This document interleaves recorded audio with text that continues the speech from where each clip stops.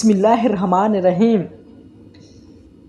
موت زندگی کا ختم ہونے نہیں بلکہ یہ تو زندگی کا ایک حصہ ہے جو کہ ہر انسان نے ایک نہ ایک دن ضرور چکھنا ہے، اور بے شک ہم مسلمانوں کا عقیدہ ہے کہ مرنے کے بعد ہمیں دوبارہ اٹھایا جائے گا، لیکن مرنا ایک ایسا عمل ہے جو ہر انسان کے مختلف طور پر پایا جاتا ہے۔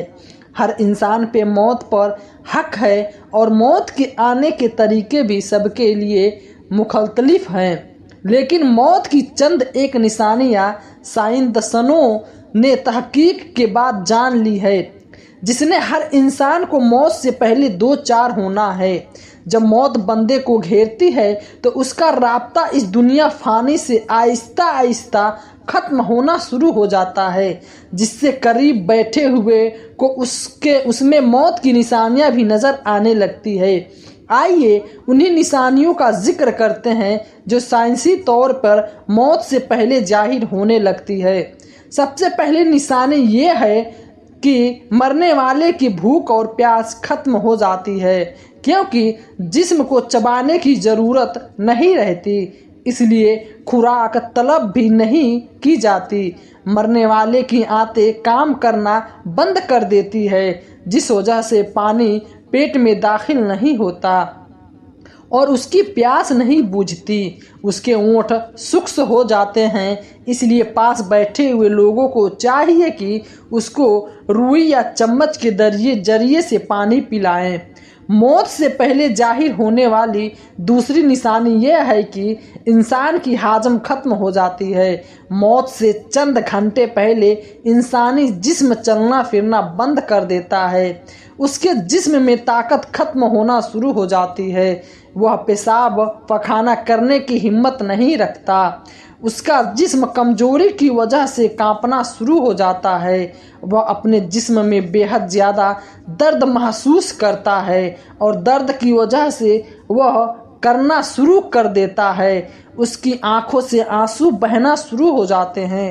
سائنسدانوں نے جو تیسری نشانی بتائی ہے وہ یہ ہے کہ مرنے والے شخص کی نیند میں اضافہ ہوتا چلا جاتا ہے، جس وجہ سے وہ زیادہ تر نیند ہی محسوس کرتا ہے، اس میں میٹابولزم کی کمزوری ہو جاتی ہے اور اس پر بے ہوشی طاری ہونا شروع ہو جاتی ہے۔ چوتھی نشانی یہ ہے کہ موت کے قبل دل کی دھڑکن بےترتیب ہونا شروع ہو جاتی ہے، نبض کو ہاتھ لگانے سے وہ مشکل محسوس کرنا پڑتا ہے کیونکہ جسم کے حصے کام کرنا چھوڑ جاتے ہیں۔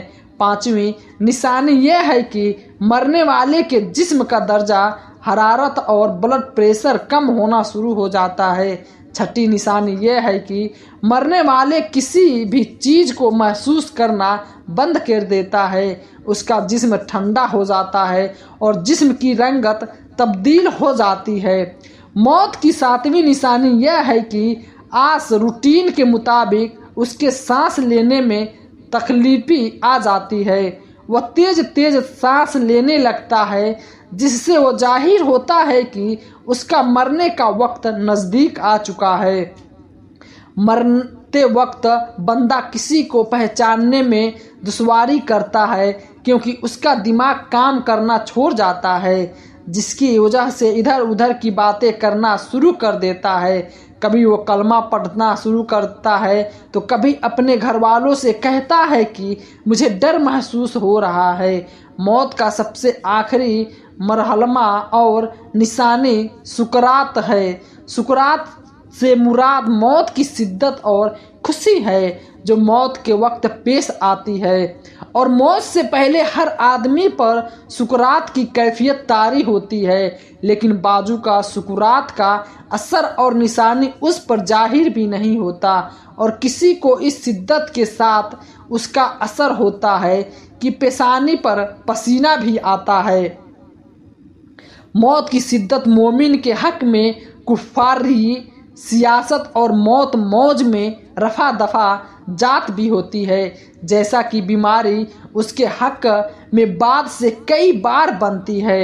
ایسی حالت میں مرنے والے کے ساتھ بیٹھے ہوئے رشتہ داروں کو چاہیے کہ اس کو اس کی جگہ ہی لیٹا رہنے دیں تاکہ اس کی جگہ تبدیل کرنے میں اس کی تکلیف نہ ہو۔ مرنے والے کے پاس بیٹھ کر سورہ یاسین پڑھنی چاہیے تاکہ اس کی جان نکلنے میں آسانی ہو۔ ہمیں چاہیے کہ ہم اس دنیا فانی کی خواہشات کو ختم کر کے آخرت کی فکر کریں۔ ہم دنیا میں نیک کام کریں، ایک دوسرے کا دل نہ دکھائیں، کسی کو ایسی تکلیف نہ دیں کہ وہ آپ کی وجہ سے پریشان ہو۔ ہم نے کم کریں اور ہر وقت اپنے رب کریم سے ڈرتے رہیں، یہی عمل ہماری بخشش کا ذریعہ ہے۔ جیسا کہ پیارے نبی حضرت محمد صلی اللہ علیہ وسلم نے فرمایا، مومن وہ ہے جس کے ہاتھ اور پاؤں سے دوسرے محفوظ ہیں۔ اللہ تبارک و تعالی ہم سب کو نیک عمل کرنے میں ہمیں پیارے نبی حضرت محمد صلی اللہ علیہ وسلم اور ان کے پاک سے بے حد محبت عطا فرمائے، آمین۔